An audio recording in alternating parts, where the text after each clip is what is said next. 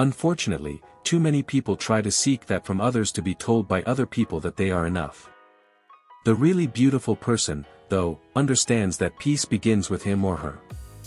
They learn how to forgive themselves for past mistakes, take care of their mind and body, and rest when needed. A beautiful person does not glow because they need attention, but because they are comfortable in their own skin.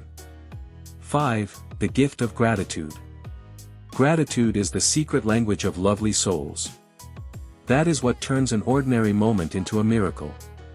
A grateful person does not focus on what they lack but celebrates what is already there, the breath in their lungs, the rising sun, laughter from a friend, or just a simple meal shared with love. When we live with gratitude, our hearts open further. We stop complaining and start appreciating. Gratitude even makes pain come out as wisdom, for it begets in us the valuable perception that something can be learned from every experience. A beautiful person is thankful not with the words only, but with their life in returning, sharing, and admiring the beauty that surrounds them. 6. Patience and forgiveness. Nobody is perfect, and to be a lovely human being means deeply realizing that fact. Patience enables us to accept others just the way they are, and forgiveness releases us from the burden of bitterness. When we forgive, we don't erase the past, but we release its power over us. We choose peace over anger. A lovely person understands this and knows that holding on to resentment is like drinking poison. It hurts the heart that holds it. Patience and forgiveness are forms of love that heal, quietly, steadily, and deeply. 7. Love in action. Love isn't a feeling, it is an action. To be lovely is to bring love into every corner of life, in how we speak, how we work, how we treat strangers and watch over nature. It is in helping poor people, saving animals, being honest to your loved ones, and sharing positivity on the internet rather than hate.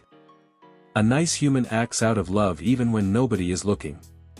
They do not wait for the world to become kind, instead, they are the start of that kindness. 8. Respect for all living things. A beautiful person considers life sacred, not only the life of human beings, but also that of animals, plants, and even the earth. They understand that everything is connected, the air we breathe, the water we drink, and the forests that give us life. Respect means treating everyone from the janitor to the president with equal dignity. It means listening before judging, and protecting what is fragile and beautiful. 9. The courage to be gentle. Living in a world that seems to pride itself on aggression and dominance, it means gentleness takes courage. It takes strength to stay calm when others are angry, to speak softly when others shout, and to stay kind in a harsh world. A beautiful person doesn't need to prove that he or she is powerful. Their presence says it all. 1. The biological basis of love. At the very basic, love starts in the brain.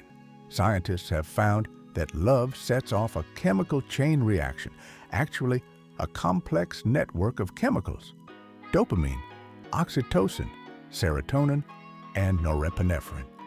They are what create those sentiments of joy, attraction, and attachment in us.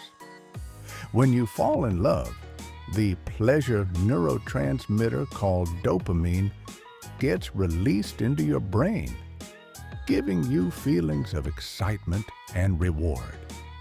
This is why falling in love can feel intoxicating or even addictive. Physical touch, hugs, and intimacy release oxytocin, known as the bonding hormone, which develops trust and closeness among individuals. Meanwhile, serotonin balances our mood, while adrenaline and norepinephrine create the rush we feel when we think about someone special.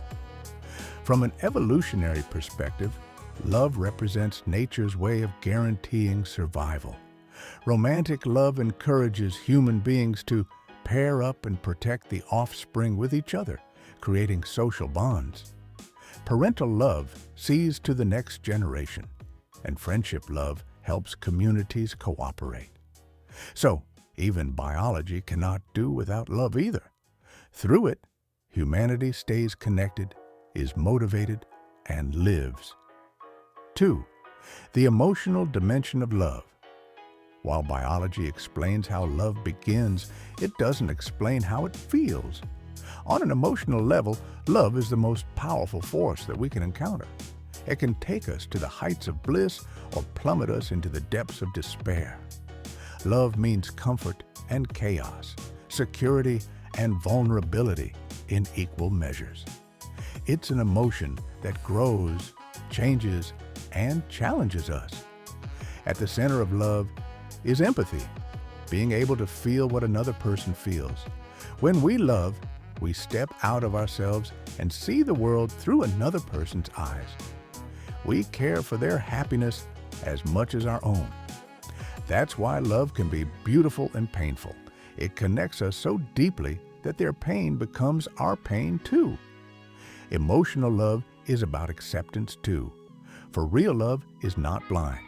It has eyes to see flaws, but chooses to care nonetheless. It forgives, supports, and grows stronger through every challenge. Whether romantic, familial, or platonic, emotional love reminds us that we are never really alone. 3. The psychological view. Love as a human need. The famous psychologist Abraham Maslow placed love and belonging in the middle of his hierarchy of needs. According to him, after food, safety, and shelter, human beings need to feel loved, both giving and receiving it.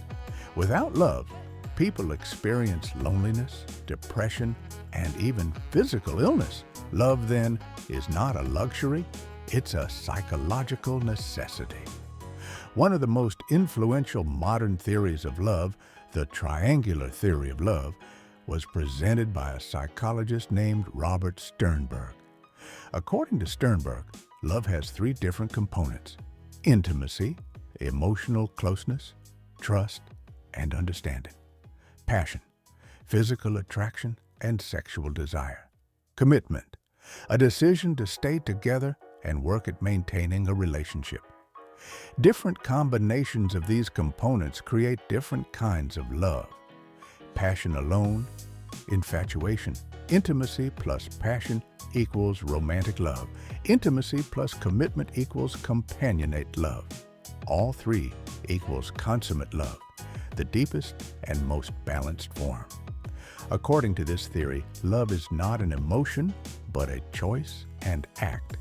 One cannot simply fall in love and expect it to last. Rather, one must build it, maintain it, and protect it through care and communication. 4. The philosophical perspective. Love is something that philosophers have argued over for millennia.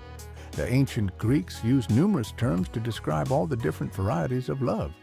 Eros, passionate, romantic love driven by desire.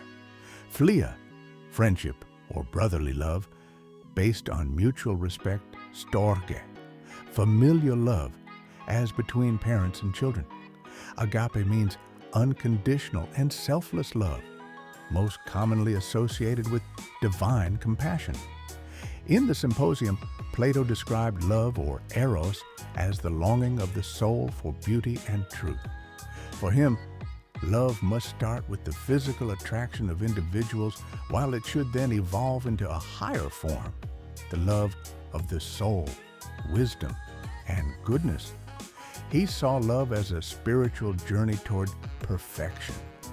Later, philosophers, including Immanuel Kant, regarded love as a moral principle, not just emotion, but action. To love someone, Kant contended, is to treat them as an end in themselves, never as a means to an end. Love, in this sense, is respect combined with care, a moral duty to see others as equally valuable. While Friedrich Nietzsche viewed love as a powerful creative force responsible for growth, it could be destructive if possessiveness occurred in a relationship. He believed love should free both people, not enslave them. These considerations remind us that love is not purely a matter of feeling, but also one of morality, freedom, and spiritual development